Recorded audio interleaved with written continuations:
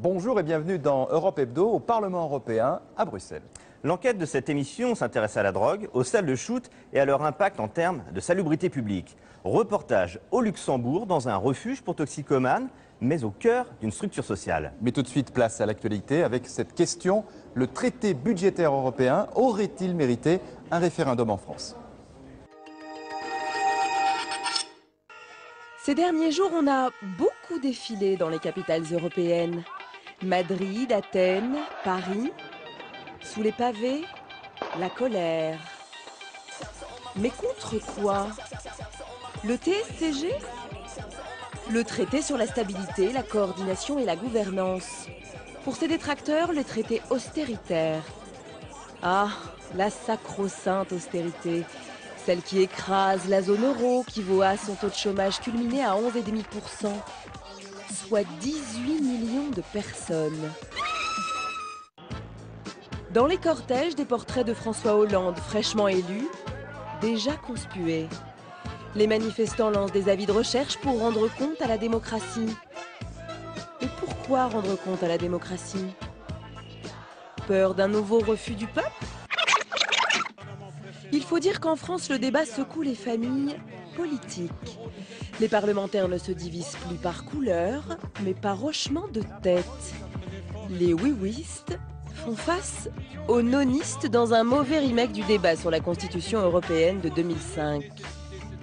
Alors, ce traité, déni de démocratie ?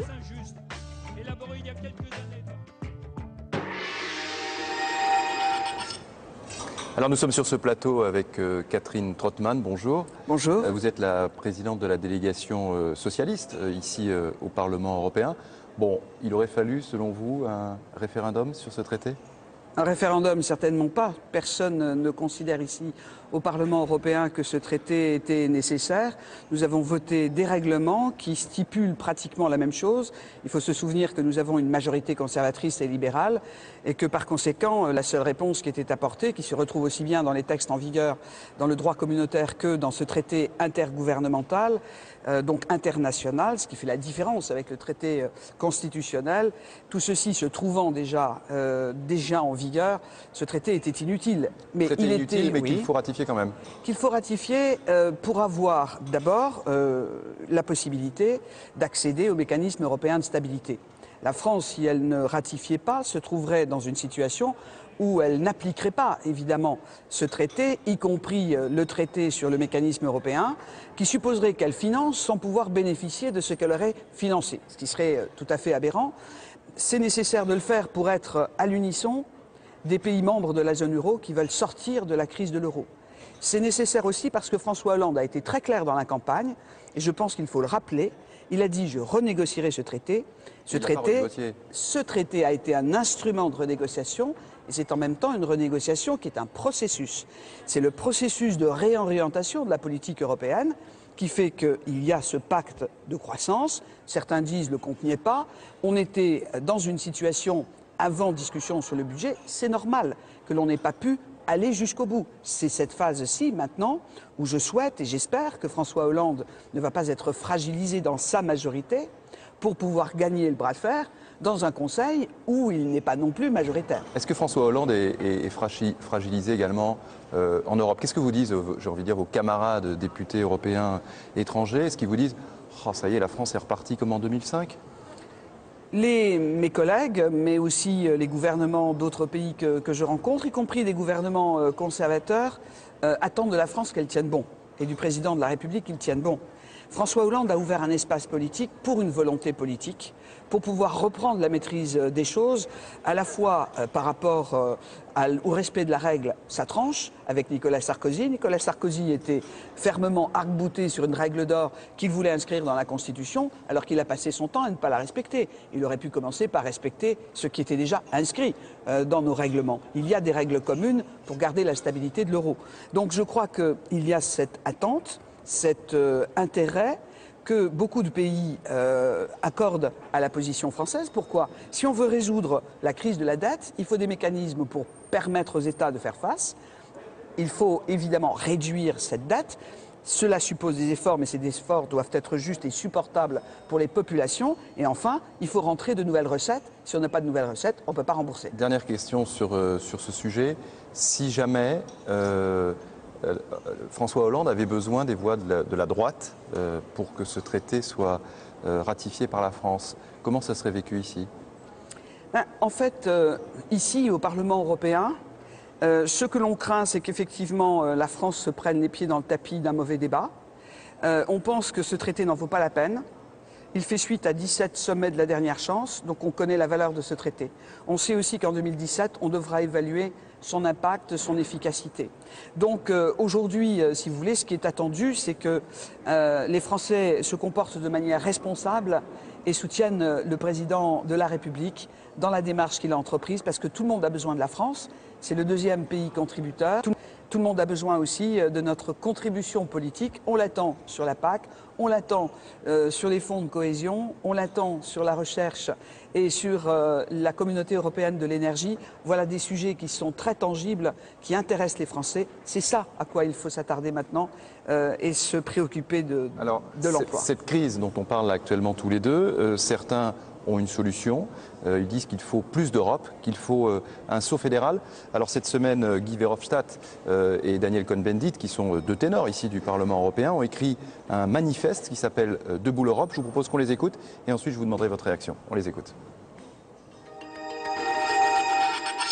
Si nous voulons sortir de cette crise, il faut aller vers une Europe fédérale. C'est-à-dire les États-nations tels qu'ils existent ne peuvent pas répondre à la crise financière, économique et écologique que nous vivons, aux crises que nous vivons. Voilà le message très simple. Et un deuxième message, dans 30 ans, plus aucun État européen, ni l'Allemagne, ni la France, ne fera partie du G8. Donc si nous voulons regagner de la souveraineté, nous la regagnons par l'Europe. Sinon, c'est les marchés qui ont une souveraineté sur nous. Les chefs d'État et de gouvernement pensent qu'en se voyant 4 fois ou 6 fois par an, ils peuvent gérer l'Europe et sauver l'euro. Et ça, c'est impossible. Il faut une vraie démocratie européenne, un gouvernement européen, un marché obligataire européen, la défense européenne. Donc, il faut tous les atouts d'un vrai État fédéral. C'est pourquoi moi, j'utilise les États-Unis de l'Europe comme le rêve et le pas qu'il faut faire maintenant.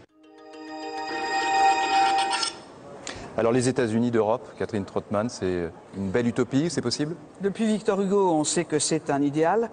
Je crois qu'aujourd'hui, la crise, c'est le mien. Je pense qu'il faut... Je suis plus prudente sans doute dans l'affirmation parce que je sais ce qu'attendent les gens. Les gens qui aujourd'hui craignent pour leur épargne, pour l'emploi, pour leur santé et la protection sociale, ce qu'ils veulent, c'est des résultats. L'Europe de l'efficacité, c'est l'Europe des politiques. Et l'évolution institutionnelle passe par deux choses. La nécessité de renforcer la coordination des parlements nationaux, Parlement européen. Nous sommes élus du peuple, nous avons une légitimité à préserver et nous devons construire une souveraineté partagée. Et deuxièmement, nous devons donner plus de légitimité à la Commission, car aujourd'hui c'est là que le bât blesse, avec un président de la Commission qui soit désigné après victoire d'un des camps aux élections futures, aux élections européennes. Voilà qui serait déjà un grand progrès, mais donner un objectif, un cap, permet de mesurer aujourd'hui l'inefficacité de cette sorte de restriction, de réserve, de résistance à la construction européenne. Nos États membres et nos gouvernements doivent faire preuve de courage politique pour avancer sur ce plan. Donc oui à l'Europe fédérale, mais procédons par étapes. Procédons par étapes et ayons d'abord des résultats au niveau des politiques. Ça commence par la vérification de la façon dont on sortira de la négociation budgétaire. Catherine Trottmann, merci beaucoup d'avoir accepté notre invitation. On va continuer de parler d'argent en Europe et en particulier en France, puisque Jean-Marc Ayrault a présenté cette semaine ce qu'il a appelé son budget de combat pour 2013 et nous avons fait un zapping des télévisions européennes. Il est signé Aurélie Dafas. Regardez. Ils n'en veulent pas. Peu importe son nom, TSCG ou pacte budgétaire, pour les manifestants parisiens, ce traité est synonyme d'austérité. François Hollande, nous on ne veut pas de ton traité, nous on ne veut pas de ton traité. Ils le chantent, le hurlent, l'écrient, l'austérité, ils en ont assez. C'est la première manifestation d'importance pour les forces s'affichant résolument à la gauche du Parti socialiste. La colère monte de la rue, car l'austérité est déjà là, avec le budget de combat dévoilé par Jean-Marc Ayrault.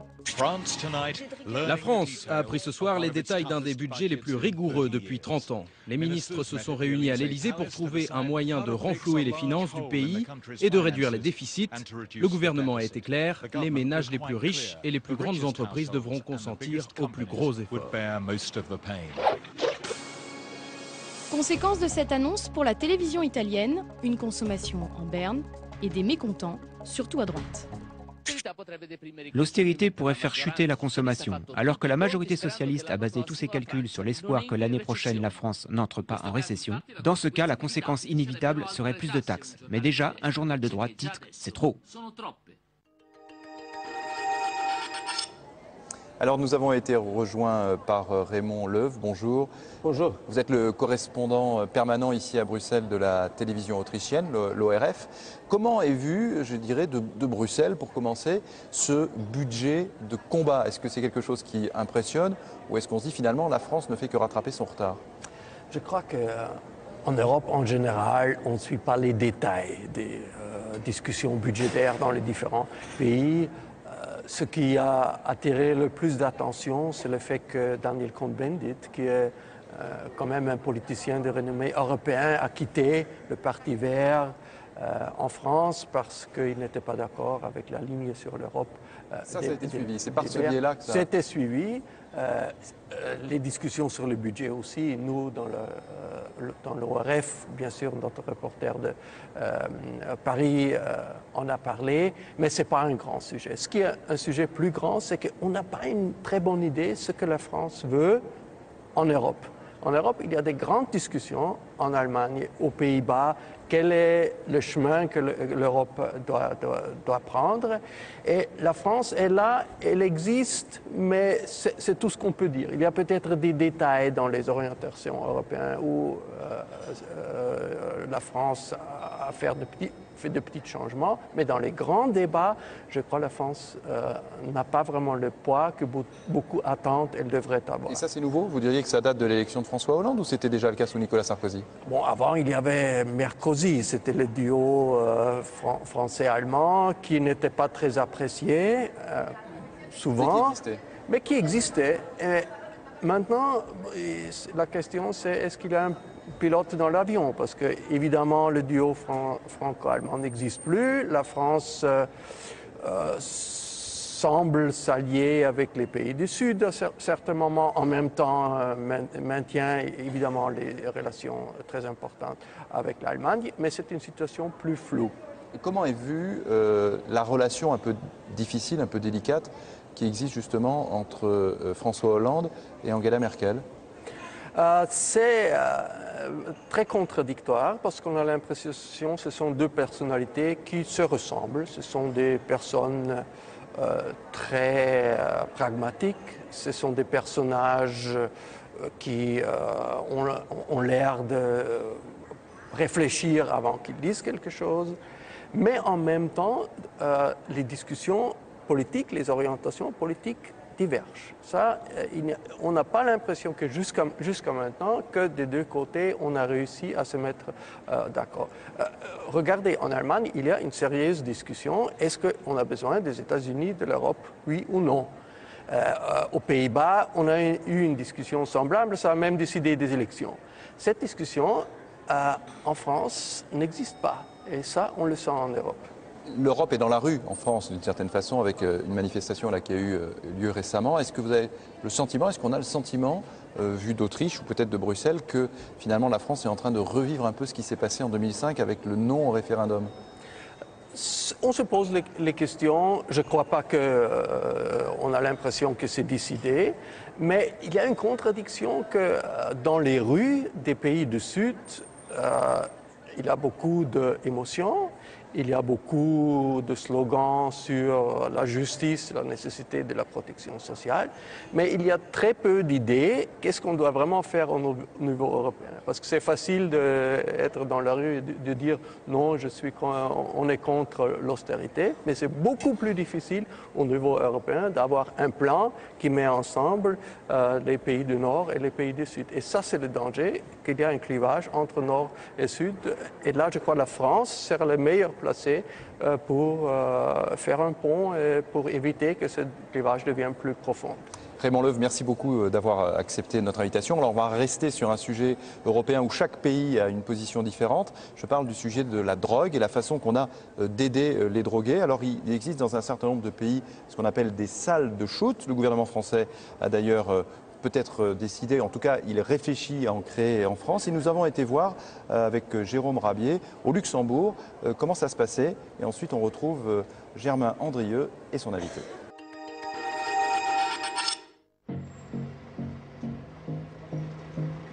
Coincé entre une entrée d'autoroute et les voies de chemin de fer, c'est ici, dans ces préfabriqués, que les toxicomanes viennent trouver un refuge, un abri, un lieu pour se droguer.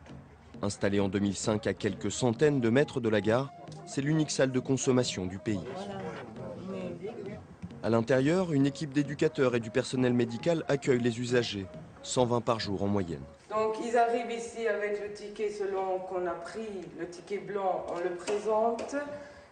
Ma collègue qui est ici fait les statistiques, donc elle prend le nom et il faut aussi dire ce qu'on consomme. On ne fournit ici que le matériel nécessaire à la prise de drogue. Le produit, en grande majorité de l'héroïne, est apporté par le client. Il a ensuite 20 minutes pour le consommer. Quand il quitte la salle, il se lave les mains et puis il sort et ainsi de suite quoi, pour d'autres clients. Voilà. Et la structure ne désemplit pas. Ils sont près de 1200 toxicomanes à y être inscrits. Pour y accéder, il faut signer un contrat où l'on accepte les règles du lieu. Pas de deal, pas de bagarre et le respect pour le personnel comme pour les locaux. Philippe est un usager régulier. Rien que dans cette matinée, cet accro à l'héroïne depuis 25 ans passera 3 fois dans la salle de consommation. L'héroïne, je la fume. Donc voilà, j'ai mon petit endroit tranquille qui m'assure une sécurité. J'ai pas besoin de le faire dans des endroits cachés. Et qu'est-ce que vous répondez aux gens qui disent que ici ça facilite la drogue, ça peut empêcher les gens d'arrêter? Une personne qui veut se droguer, que ça soit ici ou ailleurs, elle le fera. C'est pas parce que voilà, c'est un endroit où tous les toxicomanes se rencontrent que ça va accentuer encore plus le problème, au contraire. Si le lieu est médiatisé pour sa salle de shoot, c'est une structure plus large qui est proposée. Dotée d'un budget annuel de plus de 2 millions d'euros, on y vient aussi pour juste prendre un café, échanger ses seringues usagées, trouver de l'aide pour ses démarches administratives. 42 lits sont aussi disponibles la nuit pour héberger les toxicomanes sans abri. Le centre, c'est un tout. Et la prise en charge des personnes toxicomanes, ce n'est pas simplement leur donner un endroit où ils peuvent consommer comme ils veulent. Beaucoup de gens ont rompu avec leur famille, ont rompu avec la société parfois. Et il est important, je pense, pour un pays, de garder le contact avec des personnes très vulnérables, souvent malades, qui ont besoin d'aide et qu'on ne peut pas laisser mourir dans la rue. Montée il y a 7 ans, la structure s'est pérennisée. À l'époque, dans ce quartier habitué aux toxicomanes, les riverains étaient réticents. Le temps a finalement permis l'acceptation du projet. C'est mieux qu'ils consomment là-bas que s'ils consommaient devant une école primaire où ils laissent tout dans la cour. Voilà. Je ne sais pas s'ils le font toujours, mais les instituteurs, ils venaient plus tôt pour faire le tour, pour ramasser des seringues avant que les enfants arrivaient. Au niveau du quartier, ça a peut-être quand même rencontré quelques résistances? Oui, bien sûr, il y a toujours beaucoup de gens qui sont résistants, qui préfèrent que ce soit dans le quartier à côté. Car derrière l'objectif sanitaire, c'est aussi la question de la sécurité qui est en jeu. Ouvert 6 jours sur 7, le centre permet de maintenir la population toxicomane à distance respectable du centre-ville, un objectif assumé par la mairie. En effet, c'est une sécurité et pour la population de la ville de Luxembourg qui, à tort ou à raison, a ce sentiment d'insécurité par rapport aux personnes toxicomanes, mais c'est aussi une sécurité pour les personnes concernées. Bien entendu, il y a un deal qui se fait tout autour, nous le savons, nous ne pouvons pas l'éviter. On pourrait peut-être dire donc qu'on peut mieux le contrôler puisqu'il est assez délimité dans l'espace. En 7 ans d'existence, les résultats en matière de santé publique sont là. Le nombre d'overdoses a été divisé par 4 et les contaminations sont en chute libre. La mairie cherche désormais un terrain pour accueillir une structure définitive et une deuxième salle de consommation doit ouvrir d'ici peu dans la deuxième ville du pays, à moins de 5 km de la frontière française. Voilà, c'était un reportage de Jérôme Rabier avec Thomas Lost. Nous a rejoint sur ce plateau Sophie Oconi. Bonjour. Bonjour. Alors, vous êtes membre du PPE, vous êtes également membre de la Commission de l'Environnement et de la Santé publique. Et pour que les choses soient claires, vous appartenez en France à l'UDI avec Jean-Louis Borloo. Vous n'êtes pas du côté de l'UMP. On vous a vu pendant ce reportage, vous étiez assez dubitative.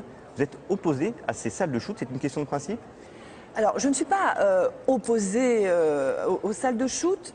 Pour moi, il y a deux types d'établissements. Un établissement comme celui qu'on vient de voir, qui est plus qu'une salle de shoot. C'est un établissement de soins, finalement, d'accueil qui est ouvert 6 jours sur 7 et 24 heures sur 24 pendant les 6 jours d'ouverture. Tout d'abord, pour moi, ce type d'établissement doit être ouvert 7 jours sur 7, parce que les héroïnomanes n'arrêtent pas de se piquer le dimanche.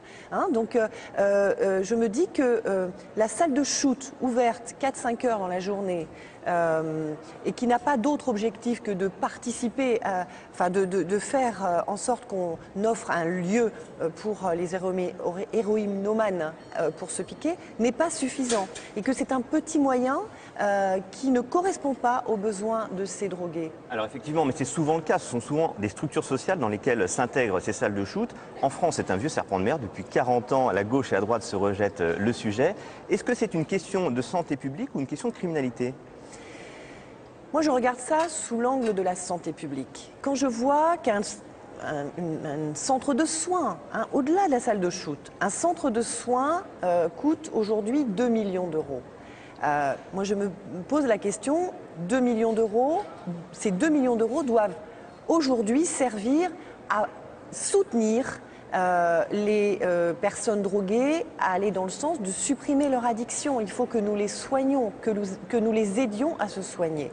À titre personnel, vous êtes opposé à la création de salles de shoot en France ou pas? Parce que le débat a été lancé par Jean-Marie Le Guen, député PS de Paris, qui lui-même est médecin. Est-ce qu'il y a une urgence sanitaire aujourd'hui?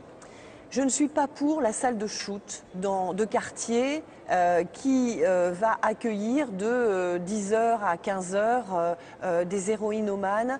Pour moi, on ne va pas dans la prévention, on ne va pas dans l'outil de santé publique, on est plus sur l'outil peut-être sécuritaire, effectivement. Et je souhaiterais, moi, qu'on donne à ce projet une dimension de santé publique en se donnant les moyens à l'image de ce qu'a fait Luxembourg, mais en allant encore plus loin. Mais comment appréhender ce type de population aujourd'hui? Il n'est pas possible de les mettre avec les autres sans-abri. C'est une population spéciale, il faut les approcher. Comment faire ce premier contact? Bien, exactement comme l'a fait le Luxembourg, c'est-à-dire organiser un centre de soins. Les services sociaux des mairies les connaissent, savent où aller les voir, où aller leur présenter cette nouvelle offre de santé publique, et cet hébergement pour les soins. Mais je pense qu'au-delà de leur offrir, on a vu des choses difficile, hein, ces personnes qui viennent à la chaîne, qui signent un contrat, qui prennent les seringues, les petites cuillères, qui vont faire leur shoot et puis qui repartent. Je trouve que d'un point de vue du soutien en tant que tel à ces personnes, c'est un peu juste. Pour autant, il y a des faits en termes de salubrité publique. On le voit, les overdoses ont été divisées par 4 dans ce centre. Et il y a également une chute vertigineuse des contaminations, hein, que cela soit pour les hépatites ou pour le sida. Et c'est le cas dans tous les centres qui ont été créés en Europe. Est-ce que du point de vue de la salubrité publique, ça marche? Oui, je pense que ça marche. C'est la raison pour laquelle je vous dis qu'il faut aller plus loin que ça. Et ce que je voudrais vous dire, c'est qu'en France, par exemple, mais en Europe en général, le nombre de consommateurs de drogue dure, à l'image de l'héroïne, est en baisse. Or, en France, nous n'avons pas de salle de shoot. Donc, je pense que la prévention, le soin, l'accueil et le soutien de ces personnes droguées, de ces héroïnomanes, et l'aide à aller vers la suppression de cette addiction est la meilleure façon de travailler avec eux, d'œuvrer pour eux. Traditionnellement, entre la droite et la gauche en France, il y a une opposition entre la prévention et l'encadrement de ce type de population. Vous seriez pour une solution un peu médiane, justement, de faire les deux à la fois, c'est bien ça? Exactement. Vous savez, moi je porte les valeurs du progrès sociétal. Donc je souhaite que j'ai 4 enfants, hein, donc je sais que je suis sensibilisée à ce problème. Et je souhaite qu'on aille dans le sens de les soutenir et d'aller plus loin que l'encadrement ou que l'accueil pur et simple. Je souhaite qu'on les aide à aller au-delà de ça. Et moi, si j'ai demain un enfant vraiment qui était dans cette situation, je souhaiterais qu'il soit accompagné plus que encadré pour faire ce qu'il a à faire. Vous voyez ce que je veux dire ? Alors, vous l'évoquiez tout à l'heure, il y a tout de même une question de coût. On est sur 2 millions d'euros pour budget annuel pour le centre qu'on a vu dans ce reportage. Il y a 90 centres dans le monde, plus de 80 en Europe. Et on le sait, l'Espagne a dû fermer plusieurs centres pour des questions financières. Est-ce qu'en pleine crise économique, on peut mener de front une telle politique ? Vous savez, je pense qu'il faut faire un calcul simple. Combien coûtent à la société toutes ces personnes qui sont... pour certaines malades, hein, dans le cas de la transmission du VIH, vous l'avez dit tout à l'heure, qui souffrent d'un certain nombre d'overdoses, qui vont jusqu'à la mort parfois. Donc combien coûte ce problème de santé publique en France ? Et donc, que doit-on mettre en face pour quel résultat ? Je crois que c'est vraiment quelque chose qu'il faut que nous regardions. J'imagine que le gouvernement a regardé ça. J'ai vu que Marisol Touraine s'était positionnée en faveur. Donc c'est qu'elle a dû faire également ce type de calcul. On ne peut plus partir sur des dépenses sans en regarder les conséquences positives à court terme. Alors quand on fait un petit peu le point en Europe, plusieurs pays expérimentent déjà ces salles de shoot. Il y a entre autres la Suisse, hein, qui est le précurseur, l'Espagne, l'Allemagne ou encore les Pays-Bas. Le prochain pays devrait être le Danemark. Vous souhaitez que la France soit en pointe sur ce sujet très vite ? Oui. C'est-à-dire que je vous le redis, je souhaite qu'on aille au-delà de cette démarche. Une structure sociale qui permette la réinsertion. Globale, voilà. Vous l'avez dit tout à l'heure, on ne peut pas mélanger une population sans domicile fixe, une population en difficulté liée à l'alcool, voilà, les héroïnomanes, les personnes qui sont addictes de ces drogues dures méritent un traitement spécifique.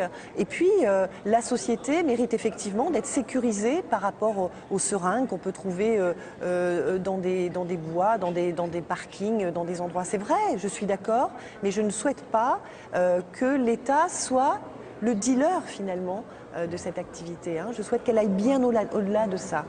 Et au niveau européen, on peut imaginer une coopération ?